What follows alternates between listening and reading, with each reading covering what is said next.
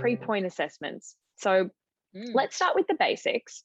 What is a physiotherapist looking for when you go for a pre-point assessment? And I do have to say to Louise that I have lots of adult ballerinas that listen to the podcast, and you're probably used. Have you had any adults come in for pre-point assessments before?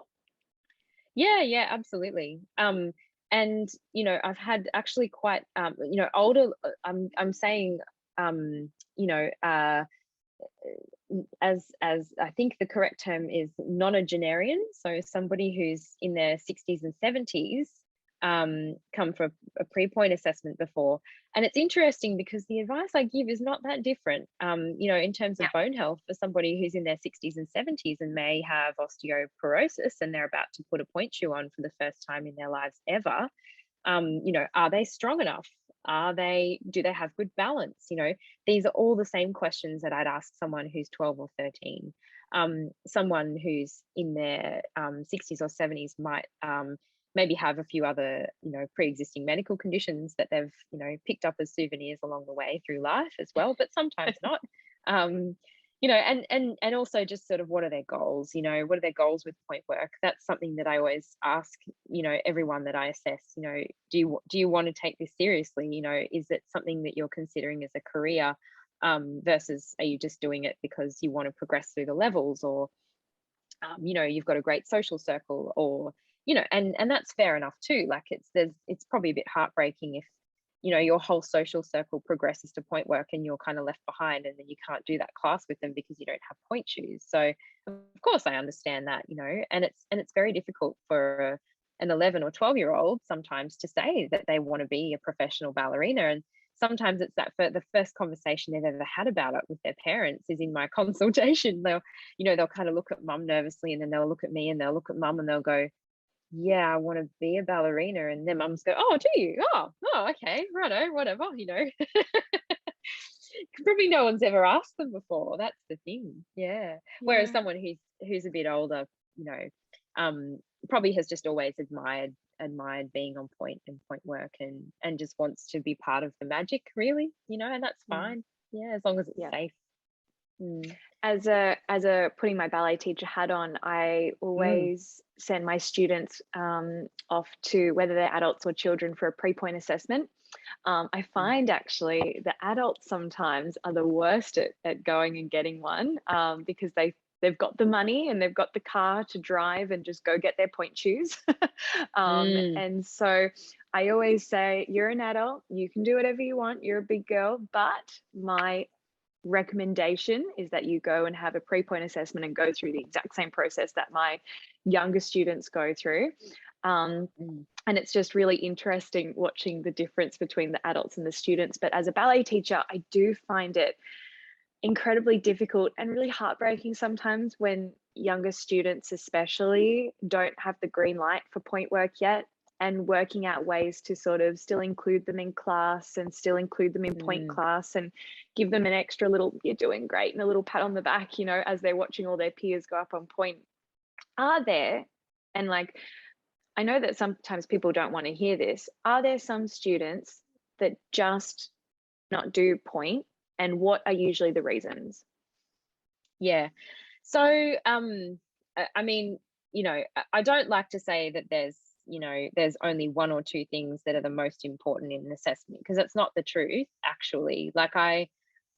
There are so many things, honestly, that go through the back of my mind about a student, because at the end of the day, I really want the best for them. And it's not like I don't want them to do point. Like, I love doing point. So of course I want other people to share in that dream, I'm not trying to be like mean or hard or anything like that when I say mean, Louise. Well, sometimes, I never know what's going through this 11-year-old's mind. Like, they might look at me like I'm the nastiest witch. Like, maybe I haven't had my coffee yet or something in there. And you know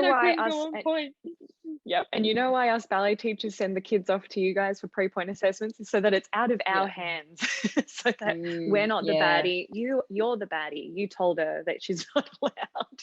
Sorry, interrupted you, but no, that's totally fair.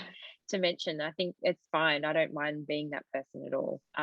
But I think generally, if somebody can't point their feet, so I look at the angle of plantar flexion basically. So I have a special tool called the Goniometer, and which is a joint angle measurer for those playing at home. It looks like a ruler, but it's got a big protractor stuck on the end of it, and then another ruler coming off the other side. And I hold that up to the dancer's ankle and measure the degrees of plantar flexion. So through the outside of the leg, so the outside shin, which is the fibula, and down through the third metatarsal. Because what we want to make sure is when you're standing on point, you can stand on point and balance there. And if you can't quite point your foot to 180 degrees, that's really hard to do. And then it means that you end up compensating for not having that range of movement. So you end up with things like posterior ankle impingement, bone stress injuries, just not being able to do things that you need to do to get a good mark in the exam in the first instance. So, I'll also sort of think, okay, so how many degrees are they off? If it's 177, I'm probably more likely to say yes than if it's 160. And I'll try and work with that dancer, to improve the way that they point their feet, because sometimes that makes a big difference. And be thinking about that. So using foot intrinsic muscles and working on calf strength, and we throw everything we can at it. And often that does really help. And then sometimes it doesn't, because sometimes the way that the bones are structured in somebody's ankle, it's just not going to physically work. And that's really sad. But, like I can't then say, yes, you're safe to start point, because it probably realistically is unsafe. So, and having said that, I can't stop somebody from going. As you said, after that, they might still drive down to the ballet shop and buy a pair of point shoes, but at least I've discussed the risks associated with them starting point before they're ready. And the other, everything else, I think, can be worked on. I really do think, and I'd much rather give dancers the tools to work on that. And I think, there are certain strength and technical elements, that I can suggest people work on. And I think that, with practice and real practice, like really making sure you're doing things multiple times a week, and I think I see a lot of dancers maybe 2 or 3 times, and it's very obvious that they haven't had the chance to do the exercises. And I sort of think, well, I still can't say yes, because I can't say that you've met my sort of requirements or my prerequisites, I suppose.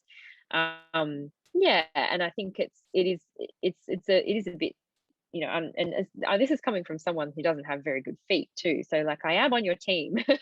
I don't have banana feet. Like I've had to work for every degree I've got. And I think, it is possible to make improvements, but it often takes a lot longer than we think it's going to take. Yeah.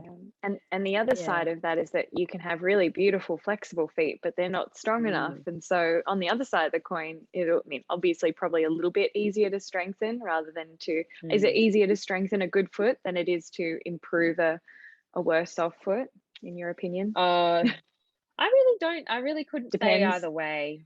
It does depend. I think it depends. And I think it's probably just as hard, especially considering, as we said before, that a lot of those girls are like 11 or 12 years old and they're going through a big growth spurt. And if you're hypermobile and you've got really mobile feet, or even if you're not, if you're more of a stiffer body type, and you're growing at the same time, it's a really difficult time in life, to be trying to push and achieve this magical skill. It's really hard. It is really, really hard, and everyone who even attempts it should be congratulated, because I know a lot of people who probably go, oh, I don't know why you would ever want to do that. But Definitely. It's so magical. Like, yeah. I always talk about point shoes being a privilege, because I find from the teacher's perspective that when I send students to go get pre-point assessment, one of the biggest things I see is that they're really diligent, especially if they get knocked back that first or second time and get a set of exercises they have to work on. And they're really diligent, but then once they get the tick of approval, they stop doing the exercises. And I'm like, you can't stop. Like, you have to keep doing those exercises to maintain that strength or that flexibility or whatever, side of it is, or both. whilst, even though you've got the pair of shiny new pointe shoes, you still got to keep doing it. Do you have any tips that you give Oh your yeah. clients about sort of maintaining that schedule and that consistency? Yeah, often I relate it back to my work with the professional dancers, because at the end of the day, you know, when you're a professional dancer, you don't just walk into work and start rehearsing Sleeping Beauty and go home. I mean, you still have class, and you still get corrections in class, and you still have Pilates classes where you work on those strength and conditioning elements, and you still get injured and you have to work again back from a base sometimes, you know, and you still have a strength and conditioning coach who's pushing you, you know, to get stronger so you can jump higher. And there's still more challenging roles. Like it's a never ending pursuit of excellence, ballet. It really is. Like